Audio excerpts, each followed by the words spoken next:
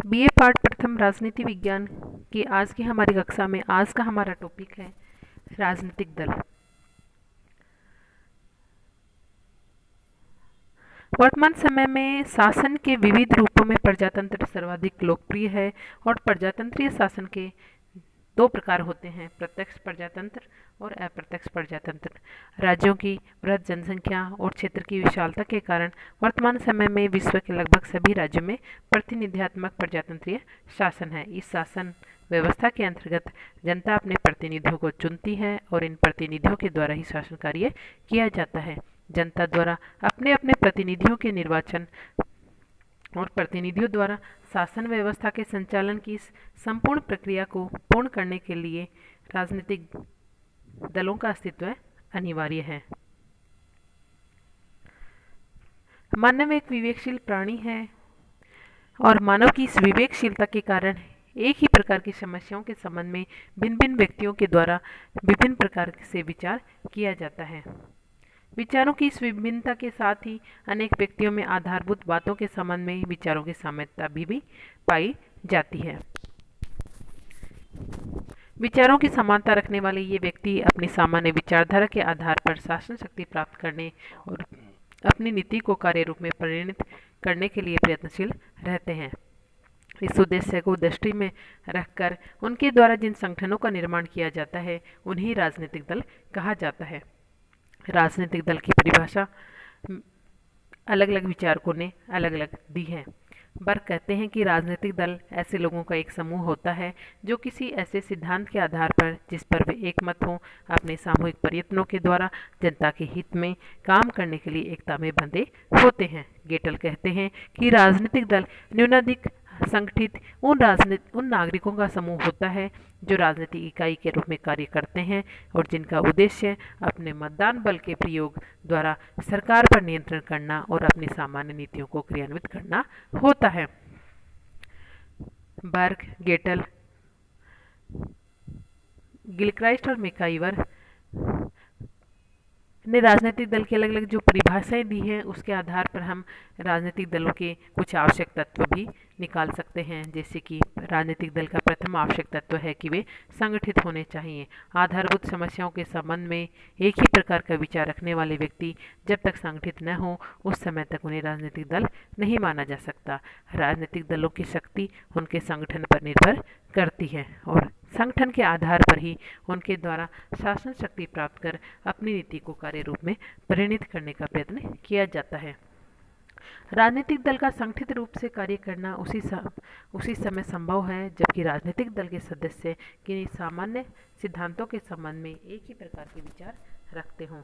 मूल प्रश्नों पर इस प्रकार की एकमतता के अभाव में वे परस्पर सहयोग नहीं कर सकते। यदि कुछ व्यक्ति अपने विशेष स्वार्थों के आधार पर संगठन की स्थापना भी कर लेते हैं तो इस प्रकार की सिद्धांतहीन संगठनों को राजनीतिक दल न कहकर उन्हें गुठी कहा जा सकता है। राजनीतिक दल के लिए यह भी आवश्यक है कि वह अपनी नीति को विचारों को कार्य रूप में परिणित करने के लिए संवैधानिक मार्ग का अनुसरण करे। मतदान और मतदान के निर्णय में उसका आवश्यक रूप में विश्वास होना चाहिए। गुप्त उपाय या सशस्त्र क्रांति जैसे असंवैधानिक साधनों में विश्वास रखने वाले संगठनों को राजनीतिक दल नहीं कहा जा सकता। राजनीतिक दल का एक तत्व यह भी होता है कि उनका उद्देश्य शासन पर प्रभुत्व स्थापित कर अपने विचारों और नीतियों को कार्य रूप में परिणित करना होता है। यदि कोई संगठन शासन के बाहर रहकर कार्य करना चाहता है तो इसे राजनीतिक दल नहीं कहा जा सकता। राजनीतिक दल के द्वारा किसी विशेष जाति, वर्ग, धर्म के हित को दृष्टि में रखकर नहीं बल्कि संपूर्ण समाज के हित को ध्यान में रखकर ही कार्य किया जाना चाहिए। इस प्रकार राजनीतिक दल आधारभूत समस्याओं के संबंध में विचारों की एकता पर आधारित ऐसे संगठन समुदाय होते हैं जिनके द्वारा अपने विचारों को कार्य रूप में परिणित करने के लिए केवल संवैधानिक साधनों को ही अपनाकर शासन शक्ति पर प्रभुत्व स्थापित करने का प्रयत्न किया जाता है और जिसका उद्देश्य राष्ट्रीय हित में वृद्धि करना होता है। प्रजातंत्र में राजनीतिक दलों के विभिन्न कार्य होते हैं जिनमें पहला कार्य है लोकमत का निर्माण करना।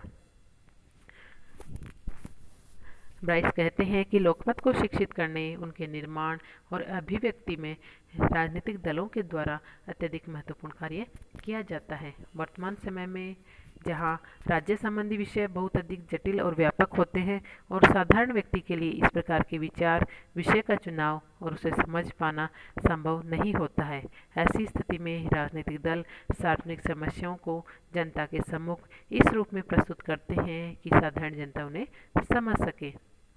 साथ ही दूसरा महत्वपूर्ण कार्य है चुनाव का संचालन करना। जब मताधिकार बहुत अधिक सीमित था, निर्वाचकों की संख्या भी कम थी और स्वतंत्र रूप से चुनाव लड़े जा सकते थे, लेकिन अब वयस्क मताधिकार के प्रचलन के कारण स्वतंत्र रूप से चुनाव लड़ना लगभग असंभव हो गया है। ऐसी स्थिति में राजनीतिक दल अपने दल की ओर से विचार उम्मीदवारों को खड़ा करते हैं और उनके पक्ष में भी प्रचार करते हैं। चुनाव के समय होने वाला भारी खर्चा भी इन राजनीतिक दलों के द्वारा ही किया जाता है। यदि राजनीतिक दल न हो तो आज के विशाल लोकतंत्रात्मक राज्यों में निर्वाचन का संचालन लगभग असंभव सा हो जाएगा। निर्वाचन के बाद राजनीतिक दलों के द्वारा सरकार का निर्माण किया जाता है। अध्यक्षात्मक शासन व्यवस्था में राष्ट्रपति अपने विचारों से सहमत व्यक्तियों को मंत्रिपरिषद में शामिल कर लेता है और संसदात्मक शासन में जिस राजनीतिक दल की को व्यवस्थापिका में बहुमत प्राप्त होता है, उसके प्रधान के द्वारा मंत्रिपरिषद का निर्माण करते हुए शासन का संचालन किया जाता है। मंत्रिपरिषद व्यवस्थापिका में अपने राजनीतिक दल के समर्थन के आधार पर ही संचालन शासन कर सकती है। इस प्रकार अध्यक्षात्मक हो या संसदात्मक, दोनों ही प्रकार की शासन व्यवस्थाओं में सरकार का निर्माण और शासन व्यवस्था का संचालन राजनीतिक दलों के आधार पर ही संभव होता है। शासन व्यवस्था में बहुसंख्यक राजनीतिक दल के साथ ही साथ अल्पसंख्यक राजनीतिक दल या विरोधी दल भी अपना महत्व रखते हैं। यदि बहुसंख्यक राजनीतिक दल शासन सत्ता के संचालन का कार्य करता है, तो वहीं अल्पसंख्यक दल विरोधी दल के रूप में कार्य करते हैं। सरकार के द्वारा उसी समय ठीक प्रकार से कार्य किया जा सकता है, जबकि शासन के विभिन्न अंग परस्पर सहयोग करें, समन्वय हो। यह सहयोग राजनीतिक दलों के द्वारा ही होता है। संसदीय शासन में तो सामान्यतः कानून निर्माण और प्रशासन की शक्ति एक ही राजनीतिक दल के हाथों में होती है और दलीय अनुशासन के कारण कार्यपालिका व्यवस्थापिका से अपनी इच्छा अनुसार कानूनों का निर्माण करवा सकती है। अध्यक्षात्मक शासन व्यवस्था वाले संयुक्त राज्य अमेरिका जैसे देशों में, जहाँ की व्यवस्थापिका और कार्यपालिका शासन के दो बिल्कुल पृथक अंग होते हैं, राजनीतिक दलों की सहायता के बिना शासन का भली प्रकार से संचालन संभव हो ही नहीं सकता।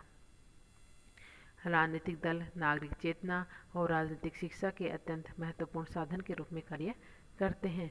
सार्वजनिक समस्याओं के संबंध में किए गए निरंतर प्रचार और वाद विवाद के आधार पर वे सामान्य जनता में सार्वजनिक क्षेत्र के प्रति रुचि जागृत करते हैं। उनका उद्देश्य अपनी लोकप्रियता बढ़ाकर शासन शक्ति पर अधिकार करना होता है। इसलिए वे प्रेस, प्लेटफॉर्म और अन्य साधनों के आधार पर अपनी विचारधारा का अधिक से अधिक प्रचार करते हैं और उदासीन मतदाता को भी सार्वजनिक जीवन का कुछ ज्ञान प्रदान ही कर देते हैं। जनता और शासन के बीच संबंधों में प्रजातंत्र का आधारभूत सिद्धांत यह माना जाता है और इस प्रकार का संपर्क स्थापित करने का सबसे बड़ा साधन राजनीतिक दल ही है। प्रजातंत्र में जिस दल के हाथ में शासन शक्ति होती है, उसके सदस्य जनता के मध्य सरकारी नीति का प्रचार करते हैं और जनमत को अपने पक्ष में रखने का प्रयत्न करते हैं और विरोधी दल शासन के दोषों की ओर जनता का ध्यान आकर्षित करते हैं। ये सभी दल जनता की कठिनाइयों और शिकायतों को शासन के विविध अधिकारियों तक पहुंचाकर उन्हें दूर करने का प्रयत्न भी करते हैं। इस प्रकार राजनीतिक दलों के द्वारा शासन व्यवस्था से संबंधित सभी प्रकार के कार्य किए जाते हैं। राजनीतिक दल प्रजातांत्रिक शासन की धुरी के रूप में कार्य करते हैं और प्रजातंत्र शासन के संचालन के लिए राजनीतिक दलों का अस्तित्व नितांत अनिवार्य है। प्रजातंत्र में राजनीतिक दलों के महत्व को स्पष्ट करते हुए हुबर कहते हैं कि प्रजातंत्रीय यंत्र के चालन में राजनीतिक दल तेल के तुल्य हैं।